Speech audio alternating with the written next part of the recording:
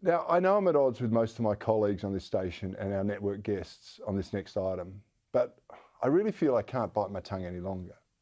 You see, I think the president of the Ukraine is not all that he's portrayed as by the Western media. I mean, if you believe the spin, he's the second coming of Winston Churchill, and he'll be remembered as the great hero saving his people from the evil Russians. I'm the first to admit that Putin isn't a good guy either.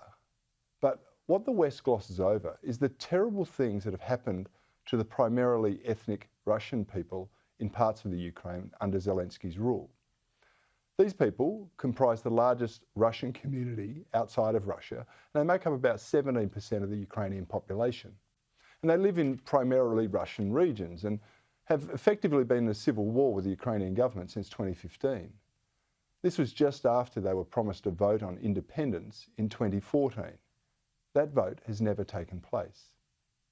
Zelensky promised to end the civil war. He clearly hasn't done so. Instead, he's facilitated the goading of the Russians by endorsing the right sector, whose leader publicly claimed he fed the bones of Russian children to his pet wolf. Now, apparently that was a joke, but it must have been lost on the Russians, and particularly those who felt they'd been mistreated by Ukrainian troops. Here's how Time magazine described one of them, the neo-Nazi Azov movement, just last year.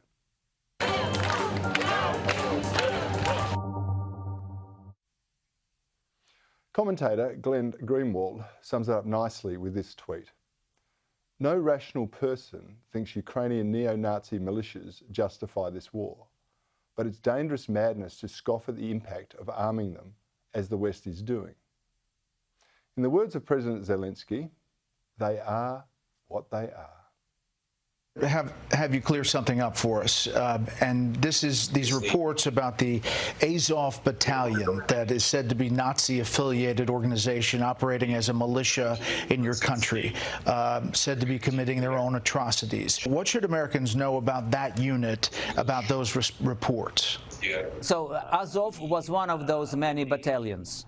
They are what they are. I also want to point out that Zelensky sought to join NATO against another Ukrainian agreement that was set to maintain neutrality between Russia and Europe. And even as Russian troops were amassing along the border, the foolish US Vice President Kamala Harris publicly supported Zelensky's bid to join NATO. So I will say what I know we all say, and I will say over and over again. The United States stands firmly with the Ukrainian people in defense of the NATO alliance. You don't think that was about provoking Russia? Well, I do. In any event, like most marketers, Zelensky knows that image is everything. That's why he's always pictured wearing his army green t-shirt. You see, it portrays him as a man of action and part of the front line. Well, that myth was debunked early in the campaign when his staged pick-ops in battle regalia were exposed as totally contrived. Since then, it's been the t-shirt of disrespect, which he's paraded in every single parliament around the world just about, begging for more money and arms, as one of the most corrupt countries in Europe. And he even wore it on his Vogue magazine photo shoot this week. It was as contrived as everything else as far as I'm concerned, and it was just like what we've seen being presented in this war.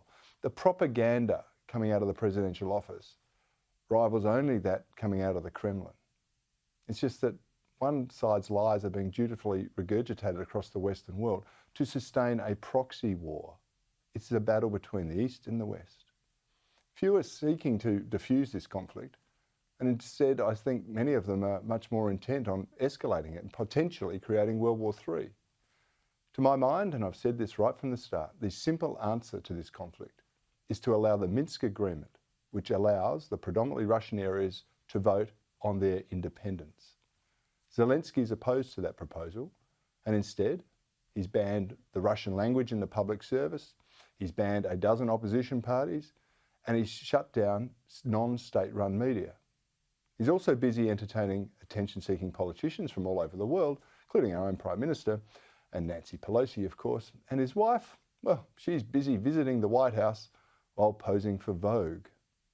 Something about all of this doesn't add up.